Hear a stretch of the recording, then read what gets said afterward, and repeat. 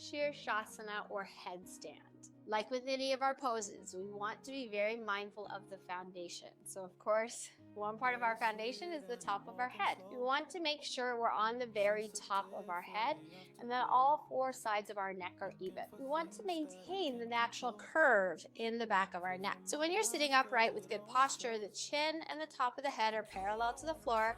We have a natural curve in the neck there. This is what we want in headstand.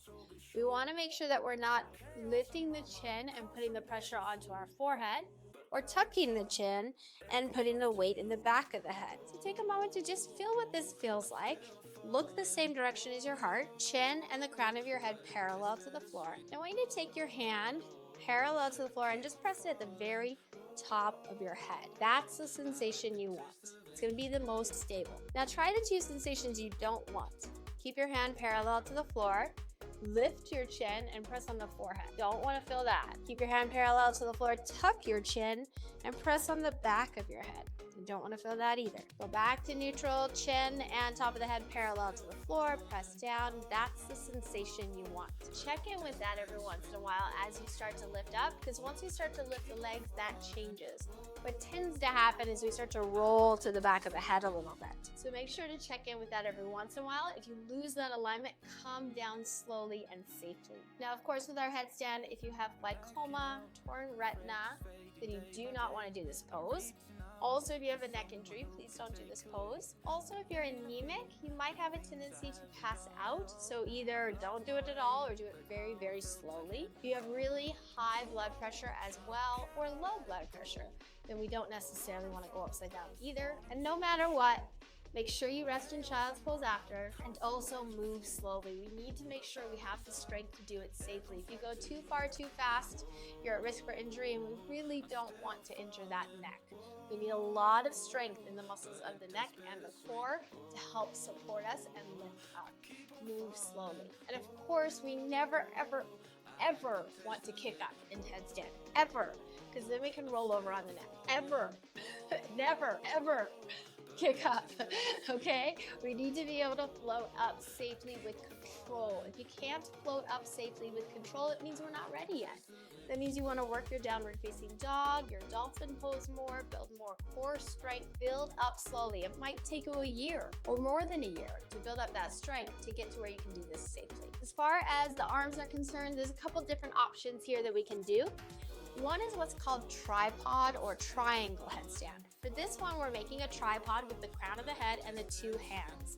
So what that means is you have to be able to see the hands. They're not in line with the head. Tripod or a triangle is going to be a lot easier to balance. So the very top of your head, your hands are where you can see them. Fingertips are turned towards you, and you have this 90-degree angle with your bicep pointing down. Same foundation that we talked about through the whole class of the hands, anchoring into all four corners, spread the fingers wide. We're going to teach this in stages, and you might stay at a stage for several months before you build the necessary strength to do the next stage. The first stage is to lift the knees. So your hips are high like a downward dog. You want to make sure that you're stabilized into the crown of the head and the hand. If you can lift the hips high here and you're stable, you can breathe.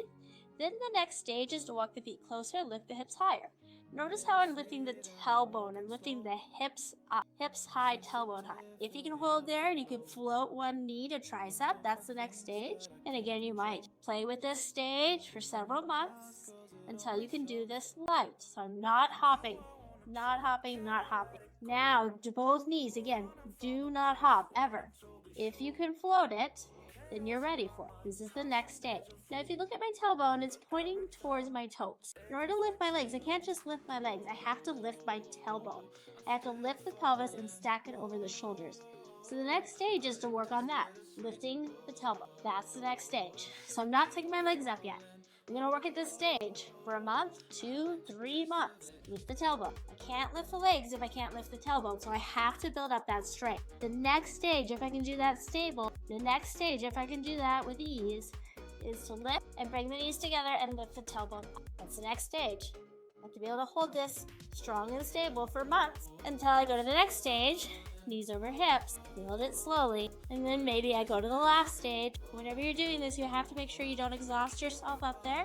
You need to be able to come out of it safely with control, stage by stage, and then rest in a child's pose. For the other version of headstand, the foundation is different. Some people find this easier, some people find it harder. For this next variation, you want to interlace the fingers all the way to the webbing. This is going to give you a stronger, stable base. The pinkies, you can either tuck one pinky inside the other, that will give you more of a flat foundation, or keep them crossed. Some people find that that bothers them. If it does, just tuck it in. All the way to the webbing, and you want to stack the wrist. So the inner edge is stacked on top of the lower edge. And the reason we want to focus on that is we have a tendency to roll the hands open. So if you think about stacking the wrist, it'll help to stabilize you as well. Elbows are shoulder width apart, and you want to press the inner edges of your wrist against the back of your head. So you're kind of cupping your hands here. Some people like to press the hands together. Again, that can give you more stability so you don't roll over. Some people find when they press the hands together, it pulls the forearms in too much and they feel a bit too claustrophobic, like they don't have space.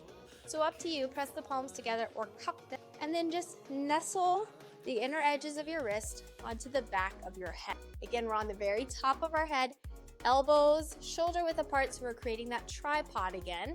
The elbows go out, you're on a straight line. Really cannot balance on a straight line. You need the tripod foundation. So again, we want to build this up in stages, step by step. You might spend several months at one of the stages to build the strength. If you go up too far, too fast, not only are you at risk for injury, but you're not going to build the strength necessary to really hold it for any length of time or in good alignment. And of course, never, ever, ever kick. Most people find this one harder to get into for the balancing and strength aspect. They do tend to try to kick up. So please make sure you're not doing that. Set up your foundation properly. First stage is to lift the knees again, kind of like that downward facing dog. Check in here that you're on the crown of the head. Stabilize down into the elbows, push into the elbows, and lift the hips high. Again, hips up, tailbone up.